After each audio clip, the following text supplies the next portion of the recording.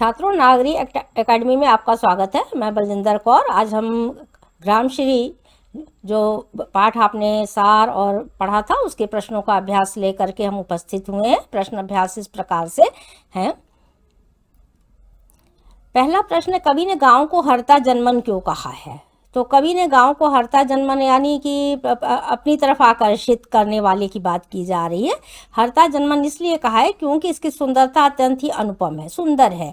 वहाँ चारों तरफ हरियाली ही हरियाली छिटकी हुई दिखाई देती है। ऐसा लगता है मानो पृथ्वी अपनी क्या कर रही, प्रसन्नता को व्यक्त कर रही है, और गाँव की हरियाली क्या कर रही है, सबका मन मोह लेती है, इसलिए हरता जन्मन कहा गया है। प्रश्न नंबर 2 है, कविता में किस मौसम के सौंदर्य का वर्णन है? तो आपने पढ़ा है, कविता में कवि ने बसंत ऋतु का सौंदर्य का वर्णन किया है। उसके सौंदर्य को दर्शाते हुए सरसों के फूल, उसकी खुशबू किस तरह सारे वातावरण को हरा भरा कर देती है, इसका वर्णन किया गया है। पृथ्वी चारों तरफ किस प्रकार से दिखाई देती है, इसका वर्णन आप और भी बढ़ा चढ़ा करके भी कर सकते हैं। प्रश्न नंबर 3 है, गांव को मरकट डिब्बे सा खुला क्यों कहा गया है? तो मरकट का वर्णन किया गया है कि मरकट शब्द का प्रयोग देखिए पन्ने के लिए किया गया है, जो एक प्रकार का रत्न है, जिसे आप पत्थर भी कह देते हैं, स्टोन जिसे कहते हैं, जो अक्सर क्या है अंगूठियों इत्यादि में लगाया जाता है और अलंकारों में इनके प्रयोग किए जाते हैं, जिसका रंग हरा होता है। गांव में भी चारों तरफ क्या है, हरियाली ही हरियाली नजर आती है। सारा वातावरण कवि को ऐसा लगता है मानो किसी ने मरकत का डिब्बा खोल दिया है। चकाचौंध दिखाई दे रही है, हरा भरा दिखाई दे रहा है। तो मरकत शब्द पन्ने के लिए आता है, जो अत्यंत कीमती है। हमारे हरियाली भी जो है उसकी कीमत कोई आंक नहीं सकता है, इसलिए मरकट डिब्बे सा खुला गाँव है, तो उसको कहा गया है। और नंबर 4 है, देखिए अरहर और सनई के खेत कवि को कैसे दिखाई देते हैं? अरहर और सनई, सगाई शब्द लिख के आए, सनई शब्द होगा ये। सनई के जो खेत है कवि को ऐसे लगते हैं मानो पृथ्वी ने सोने की करधनी, किंकणियों शब्द आया हुआ है ना वहाँ पर, तो वही करधनी को धारण कर रखा है। और पृथ्वी जो है आप देखिएगा, करधनी शब्द जो है स्त्रियाँ जो कमर में पहनती हैं उसके लिए होता है, क्योंकि बहुत से बच्चों को ज्ञात है, बहुतों को नहीं। और पृथ्वी हमारी जो है उसका आप देखेंगे कि ये जो रूप है वो एक स्त्री की तरह है, समझ रहे हैं ना, तो इसका भी वर्णन आपको समझ लेना चाहिए।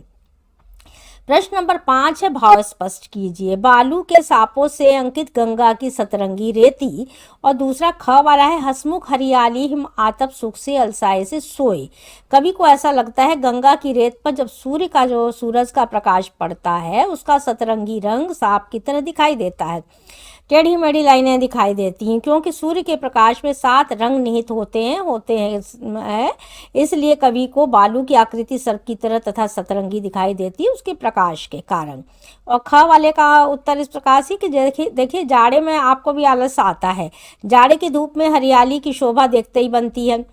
तो आप देख रहे हैं कि ऐसा लगता है कि मानो वह सुखपूर्वक अलसाई से सो रही है, किसी स्त्री की तरह से इसको मान लीजिए। एक तरह से मानवीकरण किया गया, बहुत सारी चीज़ें नहीं लिखी होती हैं, लेकिन फिर भी मैं आपको स्पष्ट कर देती हूँ।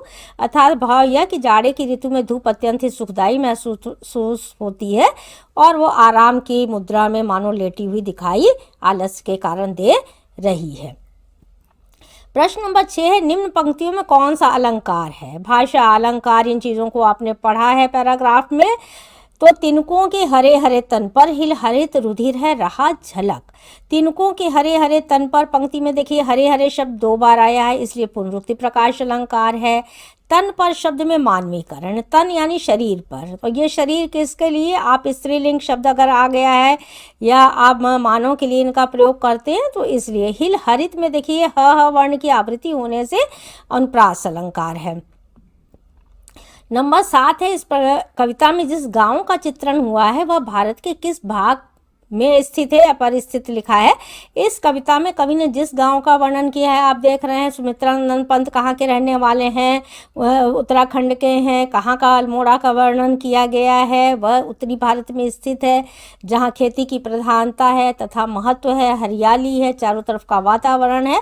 इसलिए जो है आप 2 लाइन 3 लाइन में देखिए, प्रश्नों के उत्तर 2-2 नंबर के अगर आते हैं तो आपको 2 लाइन 3 लाइन 4 लाइन में उनके उत्तर किस प्रकार से देने होते हैं, इस चीज़ को भी आपको समझ लेना अति आवश्यक होता है। तो इनको आप समझें और उसी प्रकार से आप उन्हें लिखें। भाषा शैली में बहुत परिवर्तन किए जा सकते हैं, होते रहते हैं। बच्चे अपनी अपनी भाषा में इसको लिख सकते हैं, तो अच्छे तरह से इसे समझना चाहिए। चैनल को सब्सक्राइब करें, वीडियो को लाइक करें तथा शेयर करें। धन्यवाद।